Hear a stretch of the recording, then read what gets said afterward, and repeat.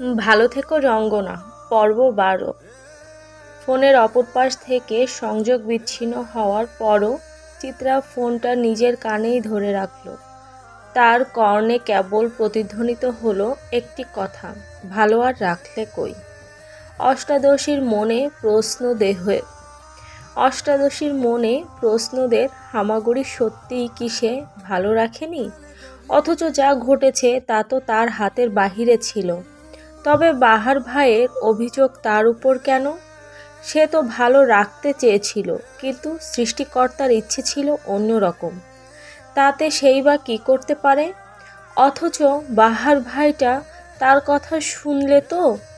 বাহার ভাই তো নিজের অভিযোগের ছড়া শুনিয়েই বিচ্ছিন্ন হলো কল থেকে। চিত্রার অসহায়ত্বের কবিতাখানা আর পাঠ করতে দিল কই। চিত্রা তপ্তশ্বাস ফেলে উঠে দাঁড়ালো পুকুর পাড়ের ঘাট হতে। এই গ্রামে তার মোটেও মন টিকছে না, অথচ গ্রাম তার প্রিয় একটি জায়গা। তখন দুপুরের কড়া রোদে তার শরীরে ম্লান আলো ছড়াচ্ছে। চিত্রা হেলতে দুলতে পুরনো রাজকীয় বাড়িটায় প্রবেশ করলো। উঠোনের মাঝখানে বিরাট একটা বট গাছ আছে, যা মার্বেল পাথর দিয়ে খোদাই করা, চকচক করছে। দেখে বোঝাই যাচ্ছে নিয়মিত এটা পরিচর্যা করা হয়। পরিচর্যা করাটাও স্বাভাবিক। দাদি যেমন কঠোর ও পরিষ্কার মানুষ, সে অপরিষ্কার জিনিস কখনোই পছন্দ করবেন না। চিত্রা মার্বেল পাথরের খোদাই করা বসার জায়গাটায় গিয়ে বসলো। মনের মাঝে আকাশ পাতাল ভাবনা নিয়ে পা দোলাতে লাগলো। দুপুরের রোদের মাঝে কিছু মিঠে বাতাসও এসে ছুঁয়ে ছুঁয়ে দিচ্ছে তার শরীর। খারাপ লাগছে না, আবহাওয়াটা আরামদায়ক। এই আবহাওয়ায় খারাপ করে থাকা যায় না। দুপুরের সকল রোদ যেন শুষে নিয়ে যায় দুঃখ। এই তুমি এখানে বসে আছো কেন ভর দুপুরে? দাদির গম্ভীর কণ্ঠে চিত্রার ভাবুক সত্তা কেঁপে উঠল। আমতা আমতা করে বলল, আসলে ঘুম আসছিল না তো, তাই আর কি ভূতের মতন এখানে বসে আছো? তোমার কি ক্লান্তি ট্রান্তি লাগে না? সারা রাত জেগে এত দূর এলে, ঘুম কি নেই? তোমাদের বাড়িতে যখনই কথা হতো তখনই তো শুনতাম তুমি কুম্ভকর্ণের মতন ঘুমাচ্ছ। তবে এখানে ঘুমোচ্ছ না কেন? চিত্রা উত্তর দিল না বৃদ্ধার কথায়। আসলে সারা রাত সচরাচর এমনই হয়। আমরা যাদের পছন্দ করি না তাদের কোনো ভালো কথাও আমাদের ভালো লাগে না, আর ঠ্যাস মারা কথা তো মনে হয় শরীর জ্বালিয়ে দেয়। কিন্তু দাদি বয়সে অনেক বড় দেখে হজম করতে হয় সে কথা। চিত্রা নীরবতার মাঝেই আনোয়ারা সওদাগর আবার বললেন, যাও ঘরে। দেশ গ্রামে ভূতের অভাব নেই যে তোমাকে সে দায়িত্ব নিতে হবে। চুপচাপ গিয়ে ঘুমাও। চিত্রা আরও কিছু বলতো, কিন্তু থেমে গেল। দাদির সাথে কথা বলা মানেই এক কথায় দুই কথায় তিন কথা করে কথা বাড়বে। এর চেয়ে নীরবতায় শ্রেয়। চিত্রা রুমে ঢুকতেই দেখে সকলেই ঘুমে নিমজ্জিত। কেবল জেগে আছে চাঁদনি আপা। খোলা বারান্দার গ্রিল চেপে বাহিরে তাকিয়ে আছে। নাকটা লাল হয়ে আছে, নিশ্চয়ই কেঁদেছিল। বড় আপার আর কি কাজ কান্না ছাড়া? সে কোনো কাজই করতে পারে না যেন। চিত্রা ঘরময় পায়চারি করলো। বাহার ভাই কল কেটে দিয়েছে দ্রুত, যার কারণে সে জিজ্ঞেসই করতে পারেনি যে বনফুল ঠিক আছে কিনা। অথচ তার ভেতর ভেতর চিন্তায় হাহাকার করছে। বিরক্তিতে তেতো অনুভব হচ্ছে অনুভূতি। চিত্রার পায়চারিতে চাঁদনি আরও স্থির হয়। কপাল কুঁচকে প্রশ্ন ছড়ে, এই চিতাবাঘ, এমন ঘরের মাঝে ছোটাছুটি কেন করছিস? কি সমস্যা? চিত্রা থামলো, অসহায় চোখে তাকালো আপার দিকে। তার এখন ভীষণ কান্না পাচ্ছে। এমন নাস্তানাবুদ ধরনের পরিস্থিতিতে সে কখনো পড়েনি, তাই জানা নেই এমন পরিস্থিতি থেকে উত্তরণের উপায়। তার উপর চিন্তারা পেয়ে বসেছে পেয়ে বসেছে আহ্লাদ।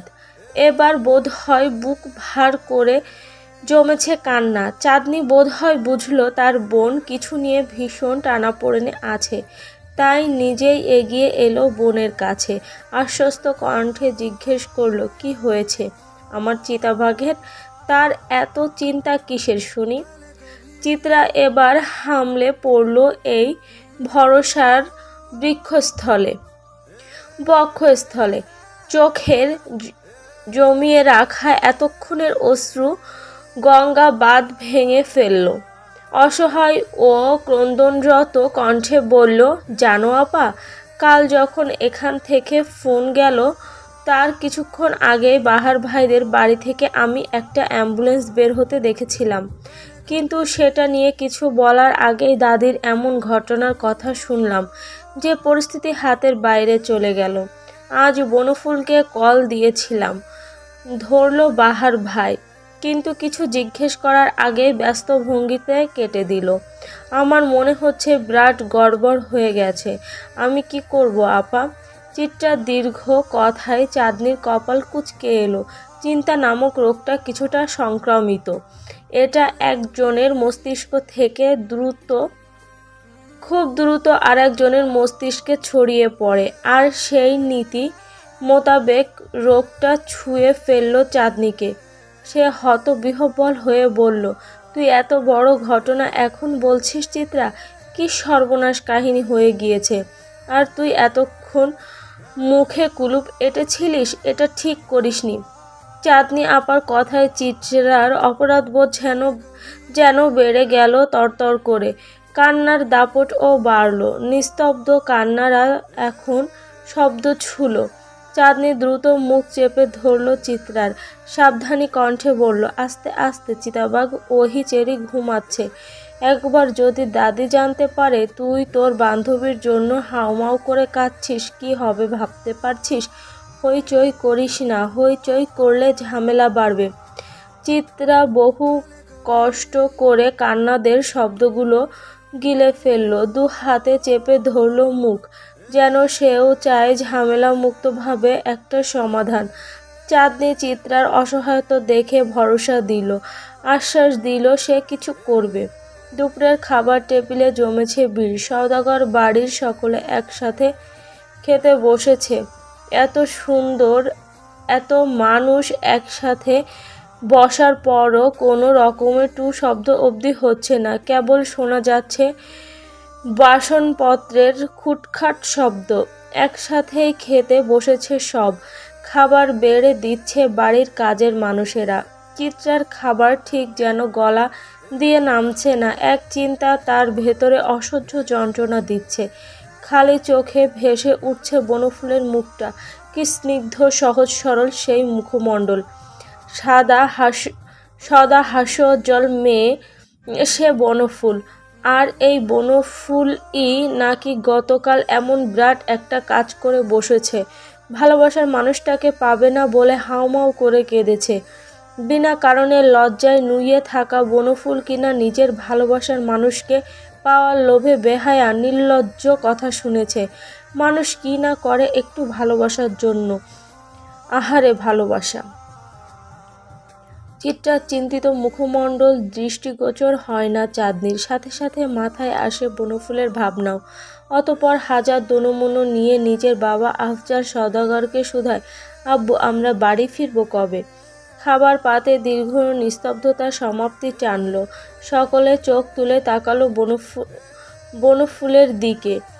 আনোয়ারা সওদাগর পছন্দ করে না খাবার পাতে কেউ কথা বলুক, অথচ বোনের জন্য চাঁদনির সেই অপছন্দের কাজটাও করল সে। সাথে সাথে দাদির তীক্ষ্ণ বাণীও ভেসে এলো, কেন, এটা কি বাড়ি না, বটতলা? চাঁদনি থেমে গেল। দাদি যে এমন কোনো কথা বলবে তা তার আগেই জানা ছিল। তবুও ভেতর ভেতর একটু লজ্জা ও অপমানও বোধ করল। চাঁদনি আপার নতজানু মুখটা দেখে মায়া হলো চিত্রার। অতঃপর বোনের পক্ষ ধরে সে বলল, দাদি, আমি আপনাকে এটা জিজ্ঞেস করতে বলেছিলাম। আসলে কলেজে পরীক্ষার নোটিশ দিয়েছে তো, তাই। আনোয়ারা সওদাগর কঠিন দৃষ্টিতে তাকালেন চিত্রার দিকে, তাচ্ছিল্য করে বলল, এখনো মানুষ হলে না। ব্যাস। চিত্রার ও চাঁদনির সকল সাজানো কথা মালার উপর পানি ঢেলে দিল এই মহিলা। চিত্রা বলতে পারল না তার অন্তর জ্বলে যাওয়ার কথা। বাহিরে তুমুল বৃষ্টি, বনফুলদের ছোট দোতলা বাড়িটা অঝোর বৃষ্টিতে ভিজে ভিজে ক্লান্ত। বাড়ির ভেতরে আজ তত আলো জ্বালানো নেই, কারণ করুণ স্বরে কাঁদছে কেউ যেন। সময়টা রাতের দ্বিপ্রহর। ছাদ থেকে আবার ভেসে আসছে গিটারের সুর। বৃষ্টির মাঝেও বাড়ির বেপরোয়া ছেলেটা নিজের পছন্দের কাজটা করছে বোধহয়। বাড়ির বাহিরের হলুদ বাল্বটা আজ বন্ধ। এই মধ্যরাত্রিরে আধারের সকল গম্ভীরতা ভেদ করে বাড়ির কলিং বেলটা বেজে উঠল খুব ব্যস্ত গতিতে। পর পর কয়েকবার বাজল। দরজার ওপাশের মানুষটা বোধহয় বড্ড অধৈর্য। সেই শব্দে ছাদ থেকে ছুটে এলো এলোমেলো মানুষটা। আধার হাতড়ে দরজা খুলতে আবছা এক মেয়েলি অবয়ব ভেসে এলো। বাহার সেই অবয়বকে স্বচ্ছ করার জন্য বাহিরে আলো জ্বালালো। হলুদ আলো পড়তেই সিক্ত নারী দেহখানা চোখে ভেসে উঠল। হলুদ আলোয় অষ্টাদশীর গোল মুখটা চকচক করে উঠতেই বাহার চমকালো। মেয়েটার চোখ লাল টকটকে হয়ে আছে। বাহার বিচলিত হলো। মেয়েটার কপালে ব্যস্ত হয়ে হাত ছোঁয়াতেই চমকে উঠল বাহার। অবাক কণ্ঠে বলল, এই মেয়ে, এত জ্বর কেন শরীরে? আর এত রাতে কোথা থেকে এলে? তুমি না কাল গ্রামের বাড়ি গিয়েছিলে? কাঁপছো কেন রঙ্গনা? কি হয়েছে তোমার? বাহারের বিচলিত কণ্ঠের বিপরীতে অষ্টাদশী নির্বাক। তার আকাশ ছোঁয়া অসুখ যেন মুহূর্তে ভালো হয়ে গেল। কাউকে দেখার অসুখ যে পৃথিবীর দীর্ঘতম অসুখ। জ্বর নিয়ে বাঁচা গেলেও সে অসুখ নিয়ে বাঁচা যায় আদেও? চলবে। আমাদের গল্পটি ভালো লেগে থাকলে একটি লাইক দেবেন এবং এই গল্পের পরবর্তী পার্ট দেখার জন্য আমাদের চ্যানেলটিকে সাবস্ক্রাইব করে আমাদের সাথেই থাকবেন। ধন্যবাদ।